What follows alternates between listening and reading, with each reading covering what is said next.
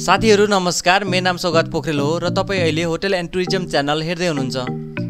साथीहरु, यस भिडियोमा मैले ब्याचलर इन होटल म्यानेजमेन्ट पढ्दाको फाइदा र बेफाइदा के छ भन्ने कुरालाई प्रकट पार्न गइरहेको छु। कृपया भिडियोलाई अन्त्यसम्म हेर्नु होला। भिडियो मन परे लाइक, सब्स्क्राइब र शेयर गर्न नबिर्सिनु होला।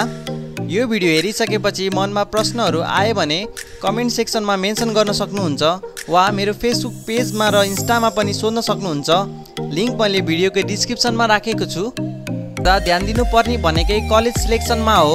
यदि तपाईले राम्रो कलेज छान्नुहुन्छ भने बीएचएम पढ्दाको फाइदा धेरै हुन्छ, तर बुझ्दै नबुझी जुन पाए त्यही कलेजमा पढ्नुभयो भने तपाईले धेरै दुःख पाउनुपर्ने हुन्छ। त्यही भएर कसरी राम्रो कलेज छान्ने भन्ने कुरा बुझ्नको लागि कृपया मेरो how to choose best hotel management college भन्ने भिडियो हेर्नु होला। ब्याचलर इन होटल म्यानेजमेन्ट पढ्दाको फाइदा भनेको यो प्रोग्राम अरु म्यानेजमेन्ट प्रोग्राम जस्तो गाह्रो र बोरिङ हुँदैन। बीएचएम मा थ्योरी र प्र्याक्टिकलको बराबर महत्त्व हुन्छ। अरु म्यानेजमेन्ट प्रोग्राममा मार्क्सको धेरै महत्त्व हुन्छ, तर बीएचएम मा मार्क्सको भन्दा पनि नलेज र एक्सपिरियन्सको एकदम महत्त्व छ। बीएचएम राम्रो कलेजमा पढ्यो भने बीएचएम पढ्दा पढ्दै नेपालको विभिन्न 5 स्टार होटलमा काम गर्न जान पाइन्छ, जसबाट पैसा सँगसँगै नलेज एक्सपिरियन्स पनि गेन गर्न सकिन्छ। तपाईले बीएचएम पढ्दा 7th र 8th सेमिस्टरमा इन्टर्नशिप भएको कलेजमा पढ्नुहुन्छ र त्यो कलेजले internship Dubai, Maldives, Oman, France, टर्कीहरुमा लान्छ भने तपाईलाई जबको टेन्सन हुँदैन। होटलमा म्यानेजरदेखि जेनरल म्यानेजर हुनलाई बेसिक एजुकेसन रिक्वायरमेन्ट भनेको ब्याचलर इन होटल म्यानेजमेन्ट हो र बीएचएम गरेको स्टुडेन्टहरू जब होटलमा काम गर्छन् तिनीहरूको प्रमोसन अरूको भन्दा चाँडो हुन्छ।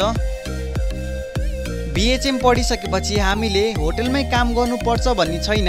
हामीले airline, cruise line, travel and टुरिज्ममा पनि काम गर्न सकिन्छ। तपाईले बीएचएम पढ्दा 1 इयर इन्टर्नशिप फरेन कन्ट्रीमा गर्नुभयो र मास्टर गर्नको लागि अस्ट्रेलिया, न्युजिल्यान्ड, क्यानाडातिर जान चाहनुहुन्छ भने तपाईको भिसा लाग्ने चान्स एकदम हाई हुन्छ। बेफाइदाको बारेमा बीएचएम अरु म्यानेजमेन्ट प्रोग्राम भन्दा अलि महँगो छ, किनभने बीएचएम मा हामीले धेरै प्र्याक्टिकलहरू गर्नुपर्ने हुन्छ। नेपालको अधिकांश राम्रो होटल म्यानेजमेन्ट कलेजहरू र 5 स्टारहरू काठमाडौँ भ्याली भित्रै छन्। त्यही भएर हामीले राम्रो कलेजमा पढ्न र 5 स्टार होटलको वर्किङ एक्सपिरियन्स लिनलाई भ्याली भित्रै जानुपर्ने हुन्छ। इन्टर्नशिप गर्नको लागि हामीले एक्स्ट्रा खर्च गर्नुपर्ने हुन्छ, जुन इन्टर्नशिप गर्दाखेरि उठाउन पनि सकिन्छ, नउठाउन पनि सकिन्छ। जो स्टुडेन्टहरू आफ्नो घरबाट टाढा गएको छैनन् वा फ्यामिलीबाट टाढा बसेका छैनन् त्यस्तो स्टुडेन्टहरूलाई इन्टर्नशिप जाँदा होम सिकनेस हुने चान्स एकदम हाई हुन्छ। साथीहरु, यो त थियो बीएचएम पढ्दाको फाइदा र बेफाइदाको बारेमा। तपाईहरुलाई यो भिडियो कस्तो लाग्यो कृपया कमेन्ट गर्न नबिर्सिनु होला र यो भिडियो हेर्नु भएकोमा तपाईहरुलाई धेरै धेरै धन्यवाद।